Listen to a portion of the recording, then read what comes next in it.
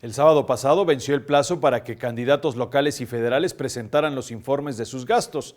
El consejero electoral Ciro Murayama informó que la Unidad Técnica de Fiscalización detectó la omisión de 348 candidatos, de los cuales 2 son federales y 346 locales.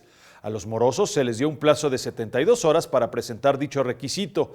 De no hacerlo y haber resultado ganadores de algún cargo, se declarará nula su candidatura.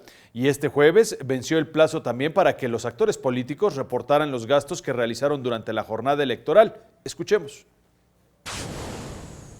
Que en ambas contabilidades estamos hablando de una fiscalización de 9.675 millones de pesos. Nosotros tenemos que revisar los movimientos tanto de entrada como de salida de las cuentas de los candidatos. Es decir, vamos a estar fiscalizando cerca de 10,000 millones de pesos.